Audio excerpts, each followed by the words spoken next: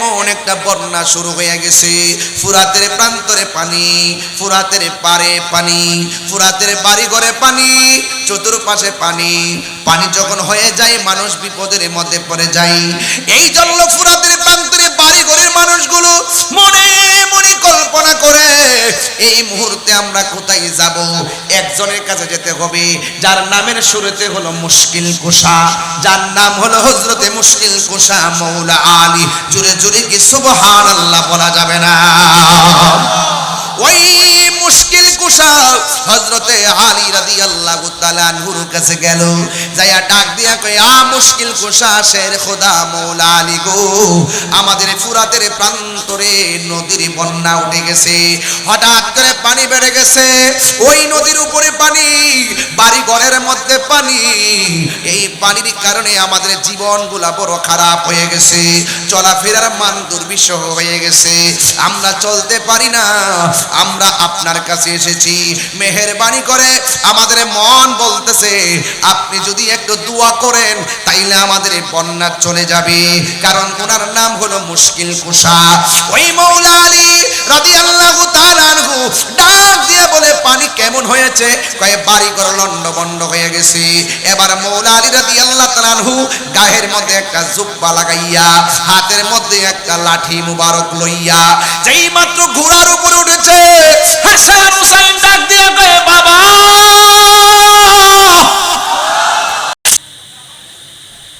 الصلاة والسلام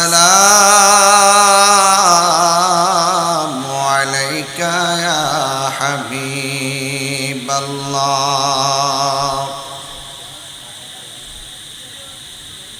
الصلاة والسلام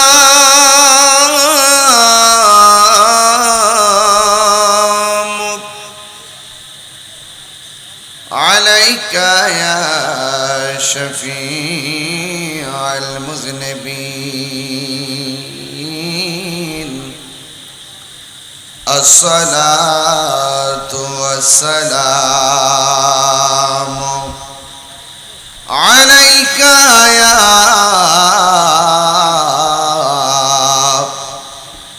رحمة للعالمين اللهم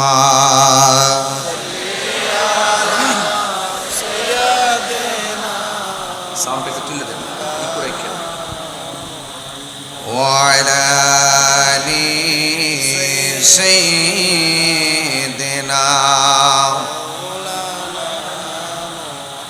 দরদ মাকা কণ্ঠে পড়ি আল্লাহুম্মা সাল্লি আলা সাইয়্যিদিনা মাওলানা মুহাম্মদ ওয়া আলা আলি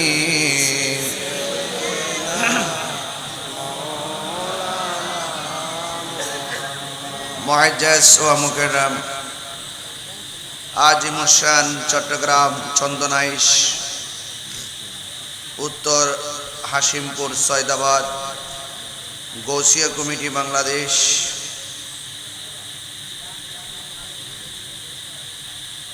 মুরব্বী সমাজ যুব সমাজ কর্তৃক অনুষ্ঠিতব্য আওলাদে রসুল সাল্লাল্লাহু আলাইহি ওয়াসাল্লাম গৌসে জামান মুর্শিদে বরহক রহনুমাই শরীয়ত তরিকত হাদিয়ে দ্বীন মিল্লাত হযরতুল হাজ আল্লামা হাফিজ কারি সৈয়দ মুহাম্মদ তৈয়ব শাহ রহমাতুল্লাহ আলাইহির পবিত্র সালানা উরুস মুবারক উপলক্ষে চতুর্থতম পবিত্র ঈদে মিলাদুন নবী সাল্লাল্লাহু আলাইহি ওয়াসাল্লাম মাহফিলের সমাপনী অধিবেশন উদ্বোধক জনাব মোহাম্মদ জামাল উদ্দিন সাহেব, জেলা নাজির চট্টগ্রাম জেলা প্রশাসক কার্যালয়, প্রধান অতিথি চন্দনাইশ উপজেলা পরিষদের সম্মানিত সাবেক চেয়ারম্যান শ্রদ্ধাভাজন আলহাজ আব্দুল জব্বার চৌধুরী সাহেব, সংবর্ধিত অতিথি চন্দনাইশ উপজেলা পরিষদের সম্মানিত চেয়ারম্যান আলহাজ জসিমউদ্দিন আহমদ সাহেব, আজকের মাহফিলের প্রধান আলোচক, প্রধান বক্তা, প্রধান অতিথি গৌসিয়া কমিটি বাংলাদেশ কেন্দ্রীয় পরিষদের সম্মানিত যুগ্ম মহাসচিব আলহাজ অ্যাডভোকেট মোসাইবুদ্দিন বখতিয়ার সাহেব, বিশেষ বক্তা হযরতুল আজ আল্লামা শহীদুল ইসলাম হেলালি সাহেব ও মাওলানা মোহাম্মদ আবু ইউসুফ নূর মদ্দাজিল্লুল আলী, আজকের প্রোগ্রামের সম্মানিত সভাপতি, চন্দনাইশ উপজেলা পরিষদের বারবার নির্বাচিত ভাইস চেয়ারম্যান, 3 বার নির্বাচিত, তিনি একদিকে একজন মাহের আলেম, আরেক দিক দিয়ে একজন স্বচ্ছ মানবতার ফেরিওয়ালা হযরতুল আল্লামা সুলাইমান ফারুকী সাহেব মদ্দাজিল্লুল আলী। মঞ্চ উপবিষ্ট আছেন অনেক গণ্যমান্য ব্যক্তিবর্গ, যিনি গত অধিবেশনের সভাপতি ছিলেন হযরতুল হাজ আল্লামা আবুল কাশেম আনসারী সাহেব, এবং প্রধান মেহমান ছিলেন আলমগীর ইসলাম চৌধুরী চেয়ারম্যান, সাবেক চেয়ারম্যান আলহাজ আব্দুল মান্নান বিএ সাহেব সাবেক চেয়ারম্যান, উদ্বোধক চৌধুরী আমির মোহাম্মদ সাইফুদ্দিন সাহেব সহ সকল আমন্ত্রিত সংবর্ধিত অতিথিবৃন্দ, যে আল্লাহ রাব্বুল আলামিন আমাদের সকলকে এই বৈরী আবহাওয়ার মাঝে কাঁধে কাঁধ মিলে আলোচনা করা এবং শোনার তৌফিক দিচ্ছেন, শুকরিয়া তান সকলে পড়ুন আলহামদুলিল্লাহ। লাখ কোটি দরুদ ও সালাম ওই নবীর নূরানি কদম মোবারকে, যিনি হায়াতুন নবী, নূর নবী, গায়েবের খবর দেনেওয়ালা হুজুরপুর নূর সাল্লাল্লাহু আলাইহি ওয়াসাল্লামের উম্মত হিসাবে আল্লাহ পাক আমাদের সকলকে কবুল করেছেন। এই জন্য শুকরিয়া তানা আবারও পড়ি আলহামদুলিল্লাহ। আজকের এই বৃষ্টি, 3 দিন ধরে বৃষ্টি হচ্ছে, আমি বাড়ি থেকে মুষলধারে বৃষ্টি নিয়েই বের হয়েছি। আপনাদের নির্বাচিত চেয়ারম্যান মহোদয়কে বারবার বলেছি যে আমাদের এলাকায় বৃষ্টি হচ্ছে, আপনাদের এলাকায় বৃষ্টিতে সমস্যা আছে কিনা। তিনি বলেছেন বিকল্প ব্যবস্থা রেখে আমরা মাহফিলের সম্পূর্ণ প্রস্তুতি নিয়েছি, আপনি ইনশাল্লাহ আসেন। আমিও চেষ্টা করেছি যথাসময়ে মাহফিল আসার জন্য। হাজার হাজার মানুষ অত্যন্ত মনোরম পরিবেশে শান্তিপ্রিয়ভাবে এই চন্দনাইশের উত্তর হাসিমপুর, সৈয়দাবাদ অনেক সুন্দর একটি আয়োজন আমি দেখতে পাচ্ছি, এবং গণ্যমান্য অতিথিবর্গ সবাই এসেছেন। যে সুন্দর পরিবেশে আজকের মাহফিলটি হতে যাচ্ছে, যে 3 দিন বৃষ্টি হয়েছে, সেই বৃষ্টিটা যদি এখন হতো এতগুলো মানুষ কিন্তু আসতো না। তো আলহামদুলিল্লাহ আলা কুল্লি হাল, সর্ব অবস্থায় প্রশংসা একজনের, জবান খুলে বলুন তিনি কে। এখন আপনারা জানেন আমি চট্টগ্রাম যখন আসি অনেক কষ্ট করে অনেক দূর থেকে আসতে হয়, 7 ঘন্টা 8 ঘন্টা লাগে আসতে, আবার যাইতে 7 ঘন্টা 8 ঘন্টা, টোটাল 15-16 ঘন্টা আমাকে গাড়িতে বসে থাকতে হয়। এরপরে এসে আলোচনা করা খুব কঠিন। এই জন্য চট্টগ্রামে কিছু মাহফিল কিছুটা কমানোর চেষ্টা করছি, কারণ লং জার্নির কারণে। এরপরও আগামী মহরম মাসে 7টা না 8টা প্রোগ্রাম আছে। তো যাই হোক, এখানে অনেক মিডিয়াগুলো এসেছেন, আপনারা হয়তো অনেকে জানেন না যে আমি কিন্তু মিডিয়াদের ব্যাপারে খুব সতর্কবার্তা দিয়েছি। আমি আপনাদেরকেও বলছি, যেহেতু আপনারা অনেক দূর থেকে চলে এসেছেন হয়তো জানেন না, এই জন্য আমি আপনাদেরকে আজকের এই ক্যামেরাগুলো সেটিং রাখছি এতক্ষণ পর্যন্ত। তবে একটি কথা বলি, আমি কিছুদিনের মধ্যে একটা নির্দেশনা দিব আপনাদের জন্য, আপনাদের মঙ্গলের জন্য। এবং সুন্নি জামাতের আলেমদের মঙ্গলের জন্য। আমি দেখতেছি অনেকগুলো মিডিয়া এলোমেলোভাবে তারা বিভিন্ন সময় বিভিন্নভাবে থাম্বনেল ব্যবহার করে মূল ওয়াজ তারা দেওয়ার জন্য আগ্রহী না, খণ্ডিত অংশ কেটে নিয়ে আমাদেরকে বিভিন্ন সময় প্রশ্নবিদ্ধ করে। তো এই জন্য আমি চেয়েছি অন্ততপক্ষে এই লক্ষ লক্ষ শ্রোতা যেহেতু আমরা ম্যানেজ করে ওয়াজ করতে পারি, আর আমরা কি মিডিয়াগুলো ম্যানেজ করতে পারবো না? এই জন্য পরবর্তী নির্দেশনা আসার আগ পর্যন্ত আপনারা এই ওয়াজটা আজকে হাইট রাখবেন।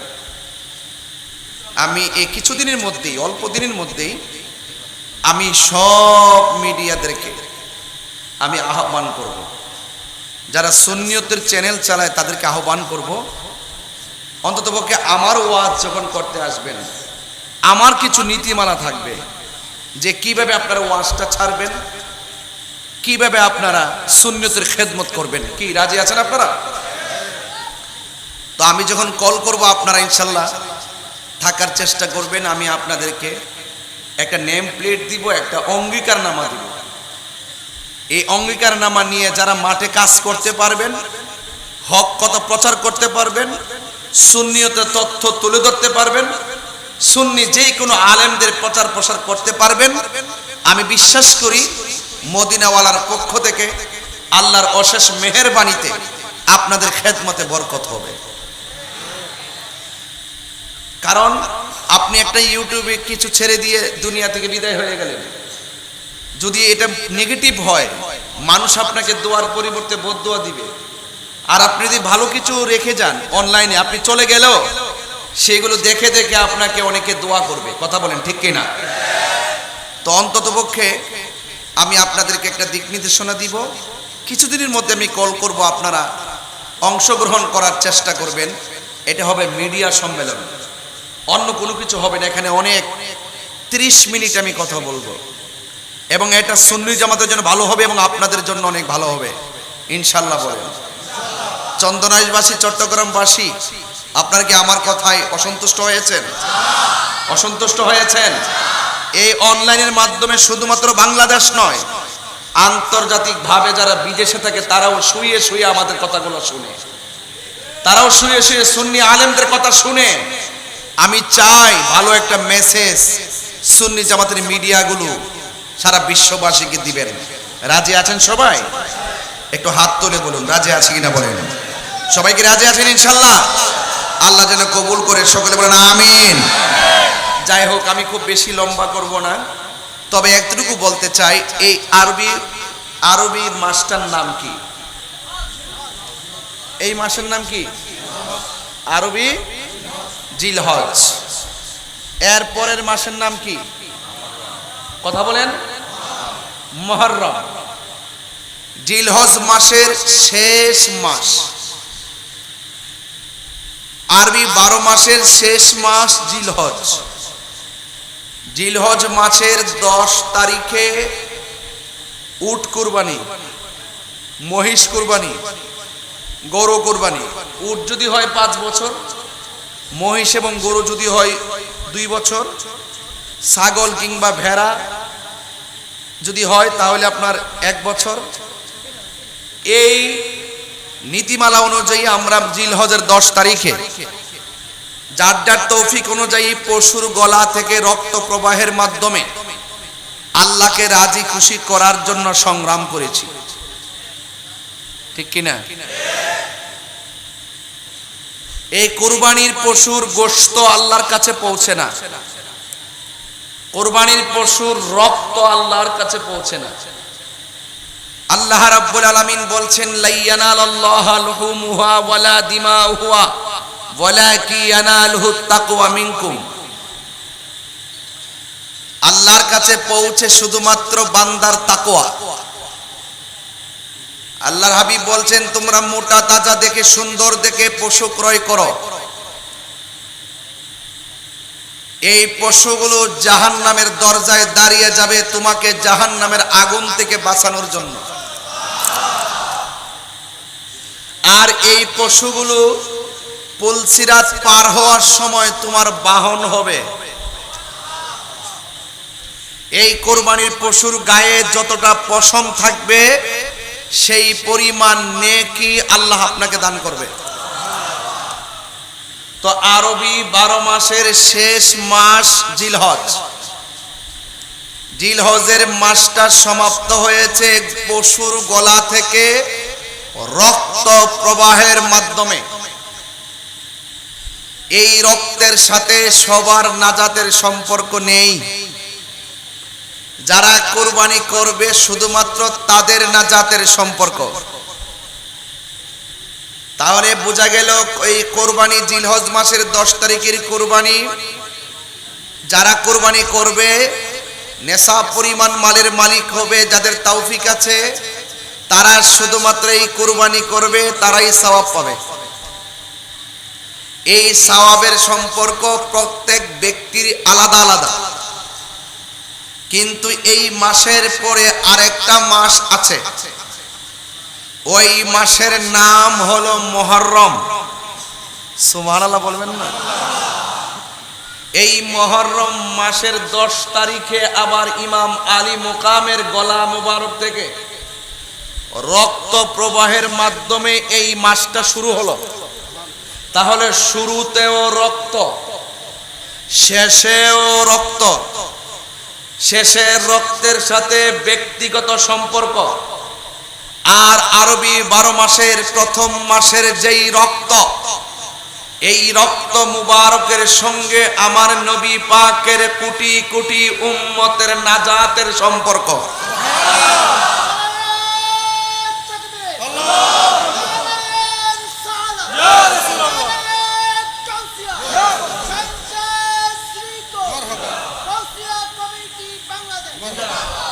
আমার যুবক ভাইয়েরা, একদম ব্রেনটারে সতেজ করে কথা শুনবেন।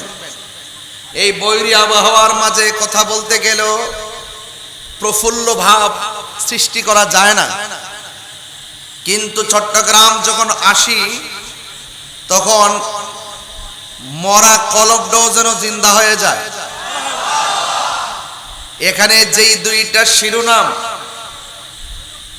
रहनुमाए शरीयत तरीकत हजरतुल हाज औलाद रसूल हाफिज कारी अल्लामा सैयद तैयब शाह रहमतुल्लाह अलैहिर रूहानी जलवा এই মাহফিল আছে না নাই? গৌসিয়া কমিটির গৌসিয়াতের সেই রুহানিয়ত আমাদের মাঝে আছে না নাই? এই জালওয়া আর এই রুহানিয়ত যখন হৃদয়ে থাকবে, সেই হৃদয় আর মরা থাকে না, সেই মুর্দা কলব তখন জিন্দা হয়ে যায়। আর সেই জিন্দা কলব নিয়ে যখন ইমামে আলী মুকাম ইমামে হুসাইন রাদিয়াল্লাহু তাআলা আনহুর চেতনার কথাগুলো শুনবেন, তখন আমাদের হৃদয়টা মদিনাওয়ালার আয়না হয়ে যাবে। আমি কি বুঝাতে পেরেছি? এই জন্য খুব মনোযোগের সাথে মাশাআল্লাহ মানুষ কিন্তু চলে আসতেছে, ওয়াজ করার মতো পরিবেশ হয়ে যাচ্ছে। এতক্ষণ মনটা খুব ভাঙ্গা ভাঙ্গা ছিল। এরপরও আমি চট্টগ্রাম আসলে আমি মনে করি অন্যান্য জেলায় গেলে 100 জন মানুষের জালুয়া, আর যখন চট্টগ্রাম আসি মনে করি একের ভিতরে 100 প্রেম লুকায়িত আছে। কথা কোন ঠিক না?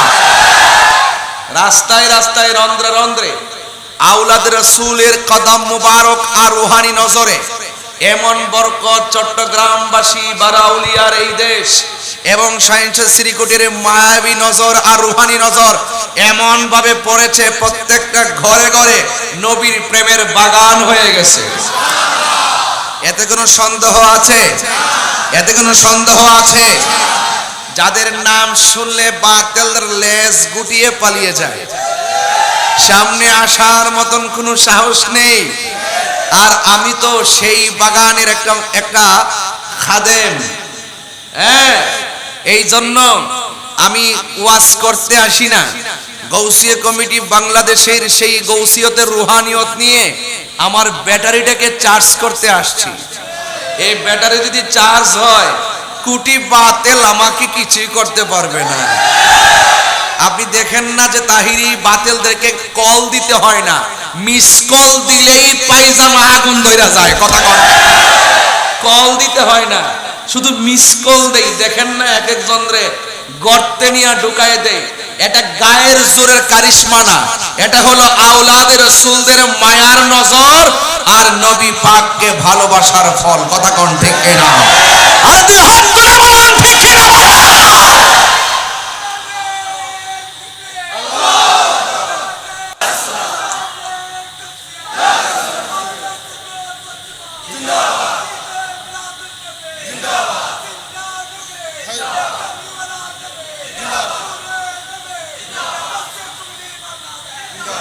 মারহাবা, জোরে বলুন। ভাইয়ের আমার, তাহলে আমি বলেছিলাম আরবি 12 মাসের শেষ মাসেও রক্ত। ওয়াজ কি বুঝতেছেন? প্রথম মাসেও তো এই রক্ত, প্রথম মাসে রক্ত মুবারকের সঙ্গে আমাদের নাজাতের ফায়সালা আছে না নাই? আরো জোরে বলুন, আছে না নাই? ভাইয়েরা আমার, ইমামে আলী মুকাম ইমামে হুসাইন রাদিয়াল্লাহু তাআলা আনহুর গায়ের ভিতরে বল্লমের আঘাত।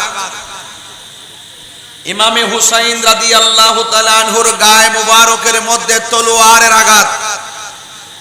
ইমামে হুসাইন রাদিয়াল্লাহু তাআলা আনহুর বদন মুবারকে বল্লমের আঘাত। এরপরও তিনি নামাজ পড়েছেন। কথা বলেন। এরপরও তিনি নামাজ পড়েছেন। নামাজটা কেন পড়েছেন? সেই দিন তো ঝাঁকে ঝাঁকে মানুষ ওযু করেছে, ওই ওযুকারীদের ঘাটে তিনি ওযু করে নাই। ওই দিন ফুরাতের পারে অনেক কাফেলা নিয়ে নামাজের জামাত আদায় করেছে, তিনি তাদের পিছনে একতাদা করে নাই। সেদিন আজান হয়েছে, তাদের সেই আজানকে তিনি মূল্যায়ন করে নাই, কারণ এদের মুখে আল্লাহু আকবার তাকবীরের ধ্বনি আছে, কিন্তু হৃদয়ে আহলে বায়তের মহব্বত নাই। তিনি জানতেন তাদের সেই আল্লাহর ধ্বনির কোনো মূল্য নাই। এই জন্য তিনি তাদের পিছনে নামাজ না পড়ে, তাদের সাথে জামাত আদায় না করে তিনি আলাদা নামাজ পড়েছেন। আলাদা নামাজ পড়ে তিনি বুঝিয়ে গিয়েছেন ওদের নামাজ আর আমার নামাজ এক নামাজ নয়। আমার নামাজের ভিতরে আছে আমার নানা জানের মহব্বত, আর তাদের নামাজীদের ভিতরে আছে শুধুমাত্র লোভ লালসা। কথা বলেন ঠিক না বেঠে? তাদের অন্তরে আছে মুনাফিকি। এই মুনাফিক থেকে দূরে থাকা যায়, কিন্তু তাদের কাছে ঈমান দেওয়া যায় না। কথা বলেন ঠিক কিনা? প্রয়োজনে জীবন দেওয়া যায়, কিন্তু ঈমান দেওয়া যায়। ভাইয়ের আমার, খুব ছোট্ট কথাগুলো, এই কথাগুলো হৃদয়ে ধারণ করে সামনে যেন ওয়াজ বুঝবেন। আপনারা জবান খুলে বলুন, আমরা ইমামে আলী মুকাম আহলে বায়তকে মহব্বত করতে চাই কি চাই না? যদি মহব্বত করতে পারেন তাইলে আজকের ওয়াজ আসার বসার সার্থকতা হবে, কারণ এই কয়েকদিন পরেই মুহররমের চাঁদ উঠবে। কথা ঠিক কি না? এই মুহররমের চাঁদ উঠে যাবে। আমি হয়তো আর এলাকায় আসতে পারবো না, কিন্তু গোটা মুহররম মাসে আমার কথাগুলো আপনারা অনলাইনে শুনতে পারবেন। আল্লাহর হাবিব আখাযা বিয়াদি হাসানিন ওয়া হুসাইনিন, আল্লাহর হাবিব হাসান হুসাইনের হাতের মধ্যে ধরলেন। সুবহানাল্লাহ বলবেন না? ধরে বললেন, তোমরা যদি আমি নবীকে ভালোবাসতে চাও, আমার এই হাসান হুসাইনকে ভালোবাসো।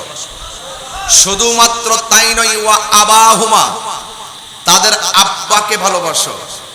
তাদের আব্বাকে, তাদের আব্বা হলো বেলায়েতের সম্রাট, মারিফতের সম্রাট, শের খোদা মুশকিল কুশা মৌলা আলী রাদিয়াল্লাহু তাআলা আনহু। জোরে কোন সুবহানাল্লাহ। ওই আব্বাটা কি সাধারণ বাবা?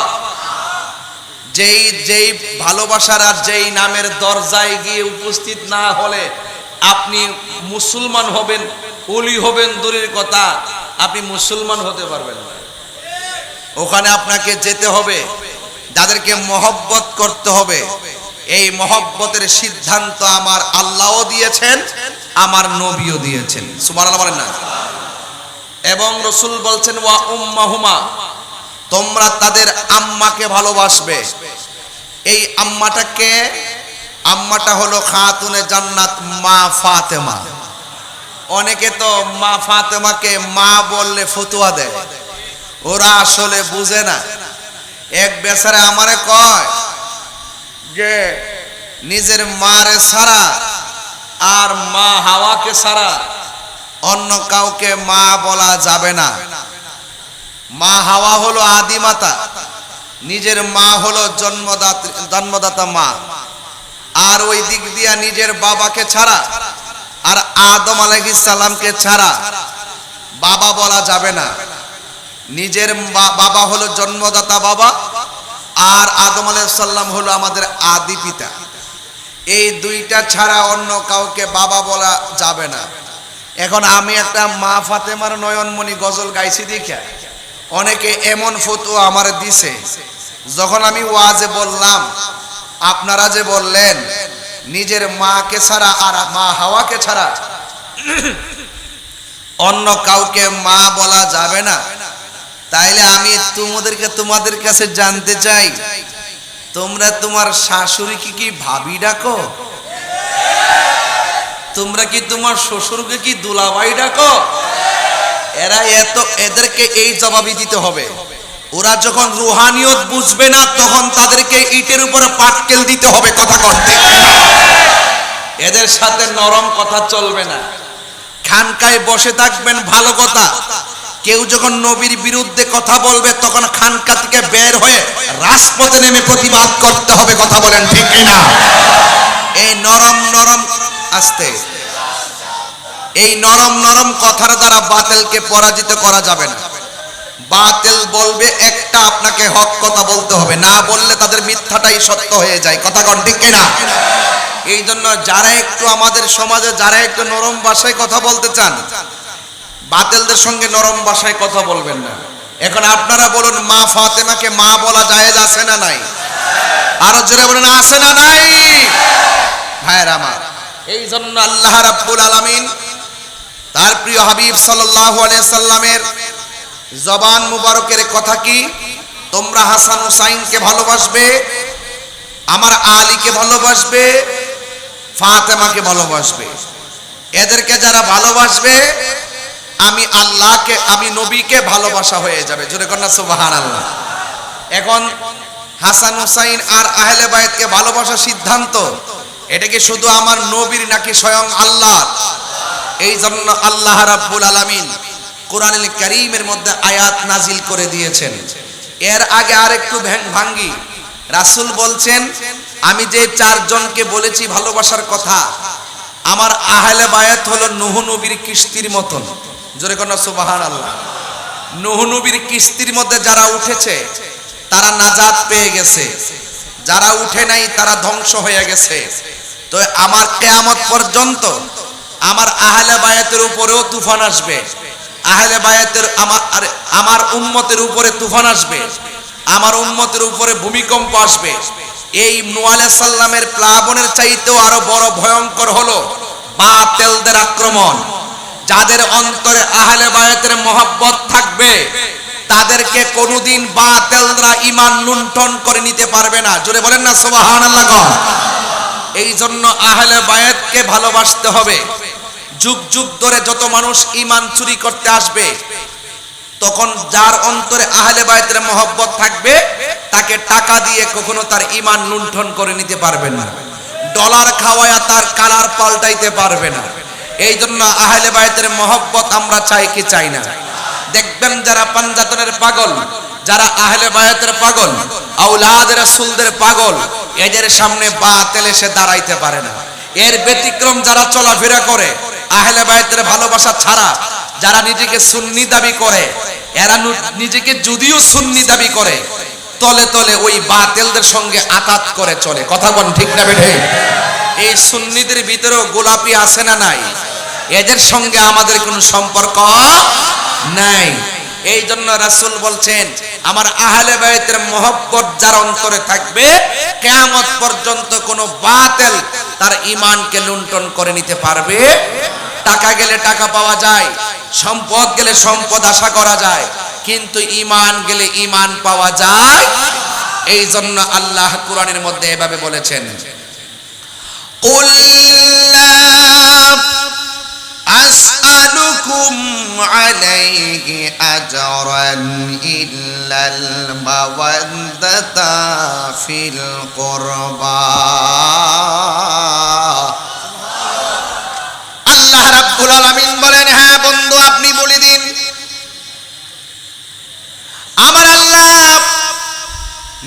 জবান মুবারক দিয়া বলাই, ও বন্ধু আপনি বলে দিন, লা আসআলুকুম, আমার রাসূল বলেন আমি তোমাদের কাছে কিছুই চাই না।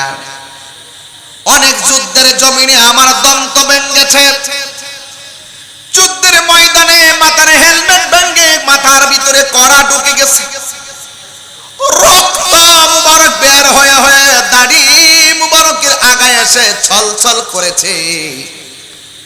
তায়েফের জমিনে যুবক যুবক পোলাপান আমাকে পাথর মেরেছে, পাথর মারতে মারতে আমাকে বসায় ফেলেছে। আমি যুবকদেরকে বলেছি, যুবকের দল তোরা আমাকে এমন ভাবে মারিস না।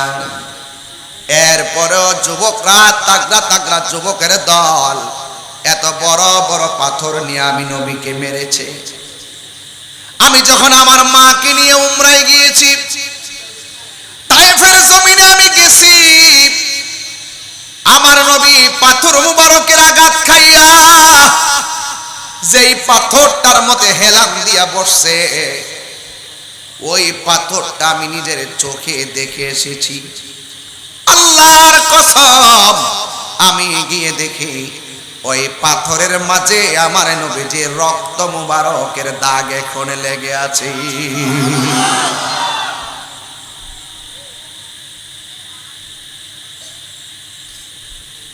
ওই মুহূর্তে জিবরাইল আলাইহিস সালাম আসমান থেকে নামছে, যে পাথরটার মধ্যে দাঁড়াইয়া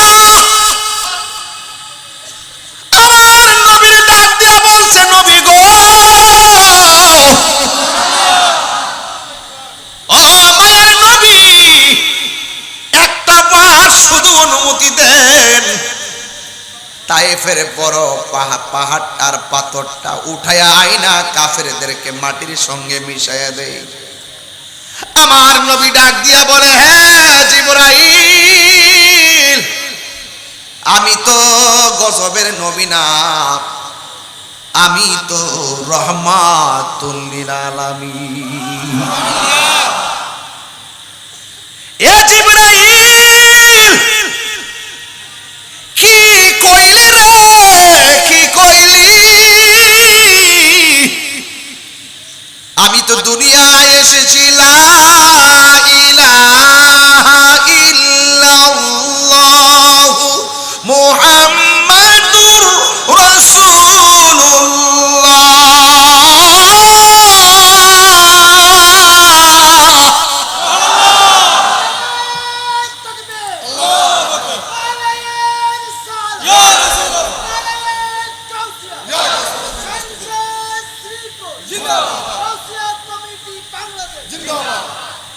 আমার যুবক ভাইয়েরা, তুমি যদি পাথর দিয়া এদেরকে মাইরা ফেলাও, আমি কার কাছে কালিমার দাওয়াত দিব? আল্লাহু আকবার কথা কেন? কে আল্লাহর জিকির করবে? কে আমি নবীর গান গাইব? ও জিবরাইল, দরকার নাই। আল্লাহর কসম, জিবরাইল দুনিয়াতে ওই তায়েফের পাশে যেই পাথরের মধ্যে নামছে, নাইমা যেই পাথরে বৈশা জিবরাইল নামাজ পড়েছেন, ওই জায়গার ভিতরে পাথরে বসে উযু করেছেন। আমার নবী পাশে একটা মসজিদে নামাজ পড়াইছেন। সুবহানাল্লাহ। আমি ওই পাথরটা দেখে এসেছি। পাকিস্তানিরা ভিডিও করে, সৌদিয়ানরা ভিডিও করে, অনেকে ভিডিও করতেছে, কিন্তু আমি ভিডিও করি না। ওরা ভিডিও করে করে নিতেছে, আমি তাদের পায়ের ফাঁক দিয়া মাথাটা ঢুকাইছি, নিচ দিয়া মাথাটা ঢুকাইছি। এই পাথর সেই পাথর, যেই পাথরে আমার নবী হেলান দিয়া বসছে, নবী রক্ত মুবারকের দাগ লেগে আছে। আমি ওই সৌদি আরব রামারে শিরিকের ফতোয়া দিবে নাকি বেদাতি বলবে, আমি চুল পরিমাণ তাদেরকে এলাও করি নাই। নবীর পাথর মুবারকের রক্ত মুবারকের দাগ দেখে আমি চুমা দেই নাই, আমার জিহ্বাটা নিয়ে পাথরের মধ্যে ঘষা দেওয়া শুরু করলাম। আল্লাহু আকবার। যুবক ভাইরা আমার, এটার পাশে একটা মসজিদ, ওই মসজিদের চতুর্দিকে কার্পেট দেওয়া আছে, সব দিক দিয়া শুকনা, একটা জায়গা দিয়া ভিজা ভিজা।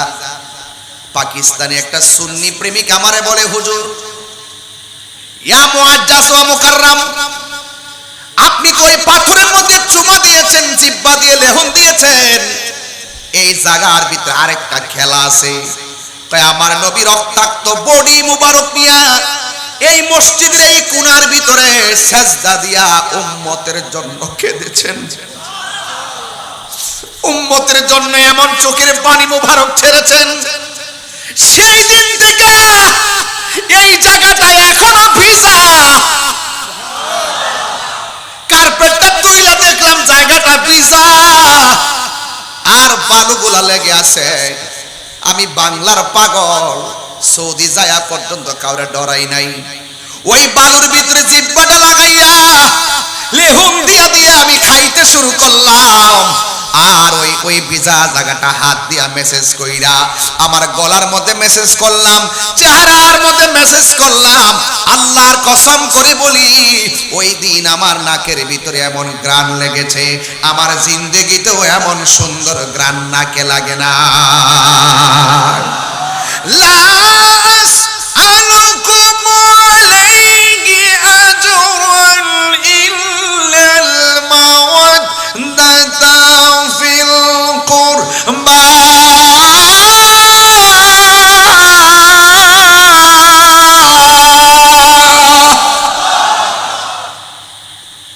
আল্লাহ রাব্বুল আলামিন হাবিবের জবান মুবারক দিয়া বলে, লা আসআলুকুম আলাইহি আজরা, আমার রক্ত দিয়ে পাথর দিয়ে রক্তাক্ত করেছে, দন্ত মুবারক ভাঙ্গা ফেলাইছে, এর বদলা আমি তোমাদের কাছে কিছু চাই না। আমি চাই শুধু ইল্লাল মাওয়াদ্দাতা ফিল কুরবা, আমি চাই শুধুমাত্র আমার আহলে বায়তের মহব্বত। জোরে জোরে কি সুবহানাল্লাহ বলা যাবে না? এই জন্য আমি ওয়াজটা বুঝাইতেছি, বুঝার জন্য। আল্লাহর হাবিব বলে, আমি কোনো কিছুর বদলা চাই না, আমি চাই শুধু আমার আহলে বায়তের মহব্বত। যুবকের দল, আল্লাহর হাবিব সাল্লাল্লাহু আলাইহি ওয়াসাল্লাম মসজিদের মধ্যে বসে আছে। জিব্রাইল আলাইহিস সালাম আল্লাহর হাবিবের কাছে মসজিদে আসলেন। আয়েশা ডাক দিয়া কই, ইয়া রাসূলুল্লাহ, ইয়া হাবিবাল্লাহ, স্বয়ং আল্লাহ রাব্বুল আলামিন আপনাকে সালাম দিয়েছে। আজকে আমি আপনি সালাম দিলে অনেকের বেদাতের ফতোয়ায় কারি কারি ফেসবুক গরম হয়ে যায়, অথচ আমার নবীরে সালাম দিয়েছেন কে? আর বড় করে বলেন কে? আমার আল্লাহ নবীরে সালাম দিয়েছেন। নবীরে সালাম দিয়া কই, ইয়া রাসূলুল্লাহ, নবী গো, আল্লাহ আমার একটা কথা বলেছেন। কয় কি? কয় আল্লাহ বলেছেন আসমানের মাঝে একটা ছেলের সঙ্গে একটা মেয়ের বিয়ে হয়েছিল, এই বিয়েটা দুনিয়াতে দেওয়ার সময় হয়ে গেছে। নবী পাকের কাছে জিব্রাইল আলাইহিস সালাম এই কথা বলে গেছে। আর হযরত আনাস ইবনে মালিক রাদিয়াল্লাহু তাআলা আনহু থেকে বর্ণিত, তিনি বলেন, একদিন আমরা মসজিদের ভিতরে বসেছিলাম, আর আমার নবী হযরতে আলী রাদিয়াল্লাহু তাআলা আনহুকে উদ্দেশ্য করে বললেন, হে আলী, জিব্রাইল আলাইহিস সালাম আমার কাছে আসছে। আয়েশা বলছে, একটা ছেলের সঙ্গে একটা মেয়ের বিয়ে আসমানের মধ্যে আল্লাহ পড়াইছে। সুবহানাল্লাহ কইতেন না? এবার মারিফতের সম্রাট হযরতে আলী রাদিয়াল্লাহু তাআলা আনহু বলে, ইয়া রাসূলুল্লাহ, নবী গো, ও মায়ার নবীজি, কোন ছেলের সঙ্গে কোন মেয়ের বিয়ে হয়েছে? আমার নবী ডাক দিয়া বলে, ওই ছেলেটার নাম হলো হযরতে আলী। আরো জোরে কর না সুবহানাল্লাহ, কর না। কষ্ট হচ্ছে আপনাদের? আমি মহরমের চাঁদ সামনে, আর এছাড়া কোন সময় বলবো? এই জন্য আমি সমন্বয় রেখে কথাগুলো বলছি, যাদের সাথে সমন্বয় রেখে। আপনাদের কি কষ্ট হবে? আপনাদের কষ্ট হবে না, কিন্তু এজিদ পন্থী যারা, তাদের একটু কষ্ট হবে। আরে হাত তুলে বলেন ঠিক কি না বলেন? আমরা কি এজিদি মুসলমান না হুসাইনি মুসলমান? মুখে দাড়ি হলেই মুমিন হয় না, মাথায় পাগড়ি পরলেই মুমিন হয় না। মুমিন হতে গেলে প্রেম থাকতে হয়, আহলে বাইতের মহব্বত থাকতে হয়। কথা বলেন ঠিক কি না?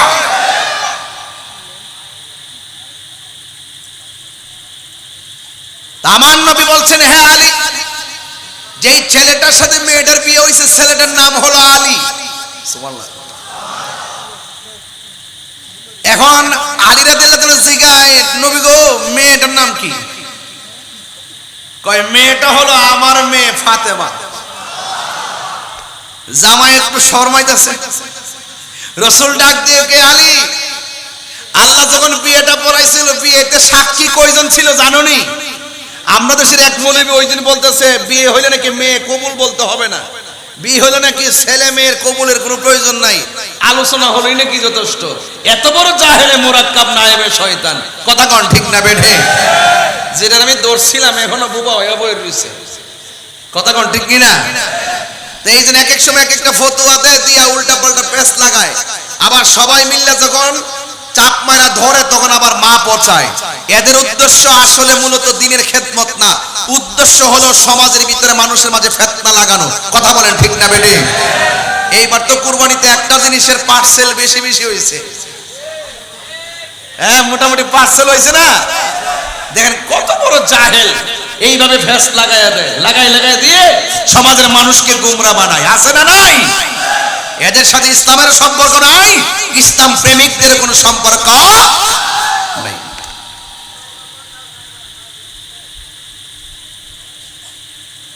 বুঝলাম না, মানুষ এখন কই থেকে আসতেছে নাকি? মাশাআল্লাহ, মাঠ হয়ে কানায় কানা হয়ে যাচ্ছে। আলহামদুলিল্লাহ। এই যে আমার দিকে তাকান, আমার দিকে তাকান, আমি আসি, আমি যাইনি তো, আমি আসি। খুব বেশি লম্বা করব? এবার একটু দেখি কতটুকু যেতে পারি। বলেন, আমরা কি হুসাইনি নাকি এজিদি? হুসাইনিদের আওয়াজ তো আরো বড় হবে। তিনবার বলেন, তিনবার বলেন। সন্দেহ আছে? আল্লাহ যেন আমাদের মৃত্যুর আগ পর্যন্ত হুসাইনি কাফেলাই কবুল করে, আমিন বলেন। এখন মওলা আলী রাদিয়াল্লাহু তাআলা আনহুকে নবীজি জিজ্ঞাসা করে, হে আলী, ওই বিয়ের মধ্যে আল্লাহ কয়জনকে সাক্ষী রাখছে জানো? সাহাবাদের একটা অভ্যাস ছিল, সবসময় বলতেন আল্লাহ এবং তার রাসূলই ভালো জানে। কারণ সাহাবীরা এটা জানতো যে আমার রাসূলও জানেন। কারণ নবী শব্দের অর্থই তো গায়েবের খবর দেনেওয়ালা। আমার নবী দেখার ক্ষমতা আছে না নাই? আমার নবী আপনাদেরও চিনে কি চিনে না? আপনাদের বাপের চিনে কি চিনে না? আপনাদের দাদাকে চিনে কি চিনে না? কিয়ামত পর্যন্ত চিনবে কি চিনবে না? এই জন্যই তো আল্লাহ বলেছেন, ইয়া আইয়ুহান নাবিয়্যু ইন্না আরসালনাকা শাহিদান ওয়া মুবাশশিরান ওয়া নাযীরা। চিৎকার করে আল্লাহু আকবার। শব্দ আছে নাই? রাসূল জিজ্ঞেস করে, আলী, তুমি জানো ওই বিয়েতে সাক্ষী কয়জন ছিল? কয়, নবী গো, আল্লাহ এবং তার রাসূলই ভালো জানে। রাসূল বলেন, ওই বিয়ের মধ্যে আল্লাহ পাক একজন না দুইজন না 40,000 ফেরেশতাকে সাক্ষী রাখছে। কয় হাজার? 40,000 ফেরেশতারা সাক্ষী শুধু রাখে নাই, সাথে সাথে তোবা নামক একটা গাছ আছে, ওই গাছকে আল্লাহ অর্ডার করলেন, এ গাছের পাতা ইয়াকুত পাথর দিয়ে সেজে যাও। ইয়াকুত পাথর দিয়ে সাজার পরে আল্লাহ বলতেছেন, হে ইয়াকুত পাথরের নির্মিত এই তোবা নামক গাছের পাতা একটা বাতাসের ঝলকানি দাও। যেই মাত্র বাতাসের ঝলকানি দিয়েছে, সাথে সাথে পাতা থেকে ওই ইয়াকুত পাথরগুলো, খুব দামি পাথর, স্বর্ণের আংটি কি এর চাইতে কোটি গুণ দামি, ওই পাথরের ঝলকানি দেওয়ার পরে পাথর নিচে পড়ে গেছে। তখন ওই পাথরগুলো যখন নিচে পড়েছে, ঠিক এই রকম বর্তন নিয়ে এক শ্রেণীর ডাগর ডাগর হুরুল ইন, ডাগর ডাগর চোখ বিশিষ্ট হুর আইসা হাজির হয়ে গেছে। এই রকম বর্তন নিয়ে তারা কি করেছে, ওই ইয়াকুত পাথরগুলো বর্তনের মধ্যে উঠাইছে। ওই কোটি কোটি হুর আইসা, যাদেরকে কেউ দেখে না, যাদেরকে কেউ টাচ করে না, এত সুন্দর হুর, যাদের গায়ের মধ্যে 70 রঙের জামা, 70টা রঙের জামা বেদ করে তাদের সৌন্দর্য দেখা যায়, এমন ডাগর ডাগর চোখ বিশিষ্ট হুর এসে এই বর্তনের ভিতরে ইয়াকুত পাথরগুলো তুলতে শুরু করলো। তুলে তুলে তুলে তুলে মা ফাতেমা আর মৌলা আলী রাদিয়াল্লাহু আনহু বিয়ের মধ্যে সালামি দেওয়া শুরু করেছে। আমরা দেশে সালামি দেন না ভাই সাহেব? এই সালামি দিয়া অনেক বিয়েতে যায় উপঢৌকন নিয়ে, তারা উপহার, এটা কি বলে উপহার, এই উপহার দেওয়া শুরু করেছে। এরা ওই দিনও দিয়েছে। ওই বিয়ে যখন হয়েছিল ফিল মালাইল আলা, উর্দাকাশে বিয়ে হওয়ার সময় তারা যে দেওয়া শুরু করেছে, গত বছরও দিয়েছে, আজকেও দিয়েছে, কালকেও দিবে, পরশুদিনও দিবে। এরা কিয়ামত পর্যন্ত মা ফাতেমা আর মৌলা আলীর বিয়ে উপলক্ষে তারা এই সালামিগুলো উপঢৌকন হিসেবে বকশিশ দিতেই থাকবে। এই জন্য মৌলা আলী রাদিয়াল্লাহু তাআলা আনহু আহলে বায়াতের মহব্বত কিয়ামত পর্যন্ত চলবে। কথা বলেন ঠিক না বেঠে? আরো বড় করে কোন ঠিক কিনা বলেন?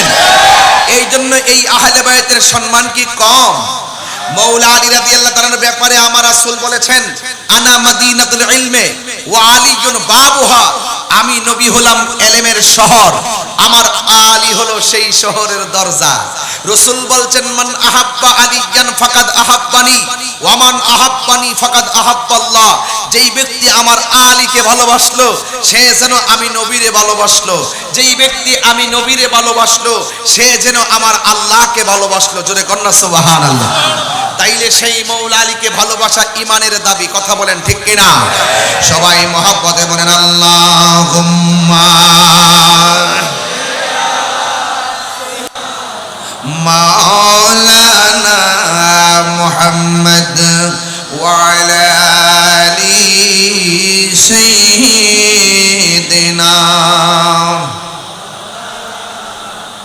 একটা জবানও বন্ধ রাখবেন না, মহব্বতে মায়ার সুরে বলুন সুবহানাল্লাহ।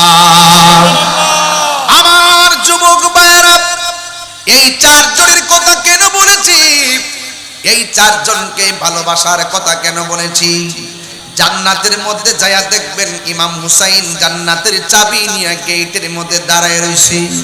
মৌলা আলীর কথা বললাম, যায়া দেখবেন জান্নাতের গেটে মৌলা আলী রাদিয়াল্লাহু তাআলা আনহু চাবি নিয়ে দাঁড়িয়ে আছে।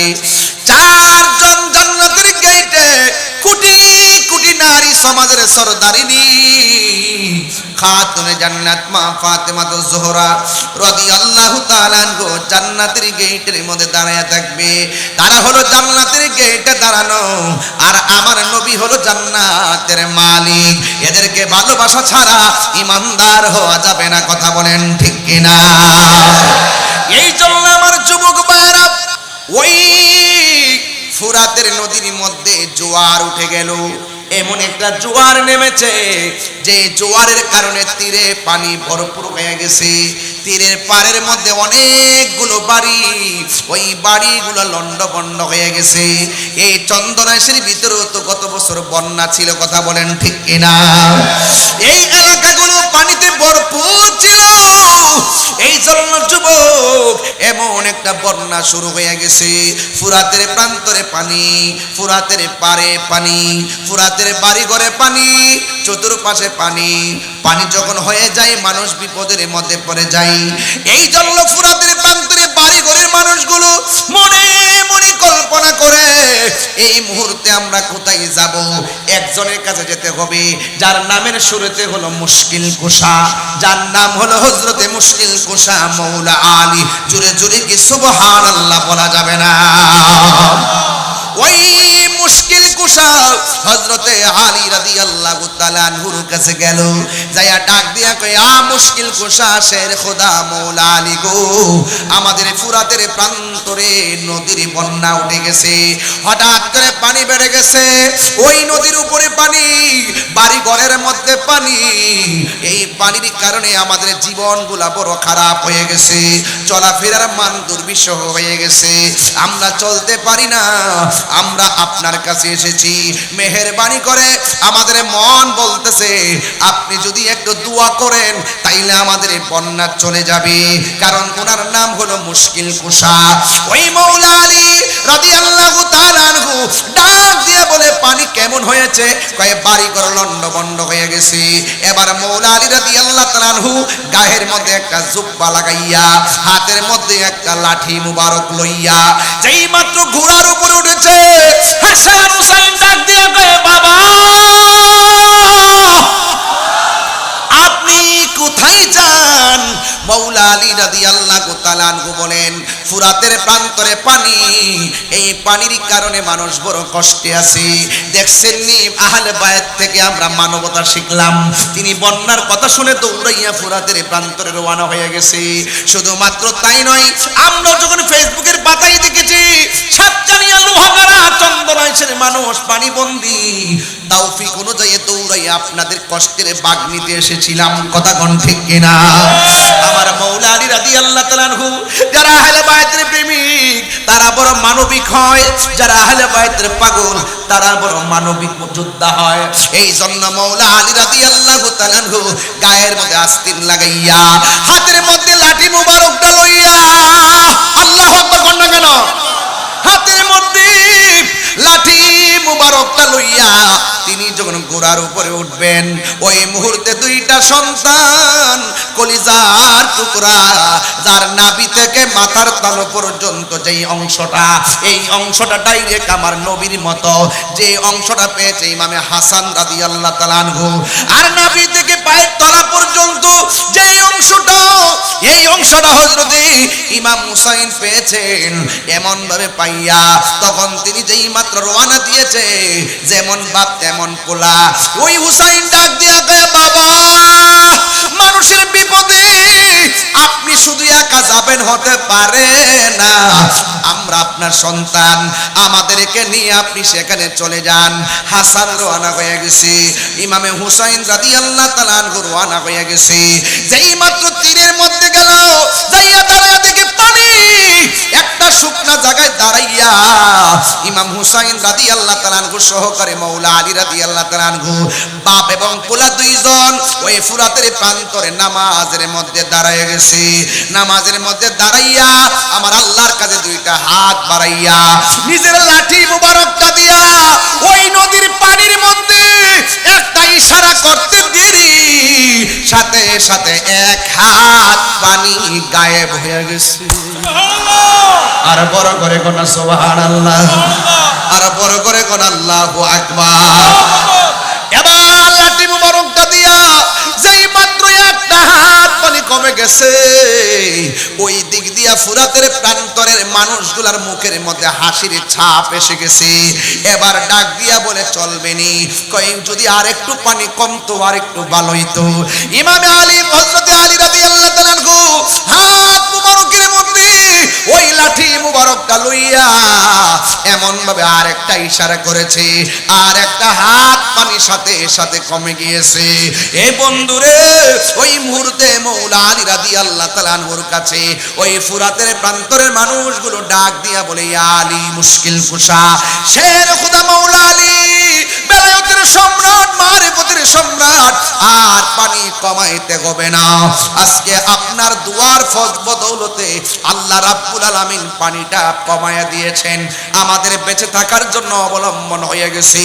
আমার ওয়াজ কিন্তু এই জায়গায় না, আমার ওয়াজ হলো যে মৌলা আলী ফুরাতের প্রান্তরে পানির সীমা রেখা অতিক্রম দেখে নিজের লাঠি মুবারক দিয়ে ইশারা করে আল্লাহর কাছে ফরিয়াদ করে, আল্লাহ মায়া করে ফুরাতের পানি কমায়া দে। সেই ফুরাতের পানি একদিন ইমাম হুসাইন, ইমাম আলী মুকামের সন্তানের জন্য পানি বন্ধ করে দিয়েছে।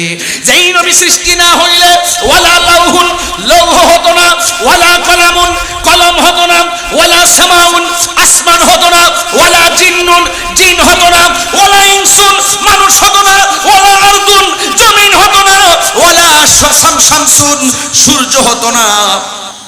যেই নবীজি না হলে এই দুনিয়ার জমিনের পানি সৃষ্টি হতো না। সেই নবীর আওলাদের জন্য বিয়াদবরা পানি বন্ধ করে দিয়েছে। ওই দিন যদি ইমামে আলী দুনিয়ার জমিনে থাকতো, সন্তান বাপের কাছে যাইয়া কইতো আব্বা গো পানি কমায়া দিছে, পানি বন্ধ করে দিছে, জোয়ার দিয়া ফুরাতের প্রান্তরে সব পানি বাসায়া দেন, তাইলে হয়তো হযরতে মওলা আলী রাদিয়াল্লাহু তাআলা সেই দোয়াটা করতেন। কিন্তু এটা তো পরের কথা। আমার কথা হলো ইমাম হুসাইনও পারতেন ফুরাতের প্রান্তরের পানি সীমারেখার উপর দিক দিয়ে আনতেন। খাজা গরিবে নওয়াজ যদি আনার সাগরের পানি বর্তনের ভিতরে ঢুকাইয়া পিতরাজরাইরে শায়েস্তা করতে পারে, ইমাম হুসাইন তো কোটি কোটি গুণ পাওয়ার ওয়ালা আহলে বায়তের সদস্য। তিনি যদি আল্লাহর ডাক দিয়া কইতো আল্লাহ আমার কলিজার টুকরা জয় হযরতে আলী আসগর পানি পানি বলে কান্দে, এই দুনিয়ার ফুরাতের পানি খাইতাম না, হাউজে কাউসারে পানি পাঠাও। যেই আল্লাহ হাউজে কাউসার থেকে জামা কাপড় পাঠায়, ওই হাউজে কাউসারের পানি যেই আল্লাহ জান্নাত থেকে জামা কাপড় পাঠায়, যেই আল্লাহ জান্নাত থেকে খাবার পাঠায়, ওই আল্লাহ হুসাইনের জন্য হাউজে কাউসারের পানি দিত কি দিত না? তিনি কষ্ট করেছেন, তিনি শহীদ হয়েছেন,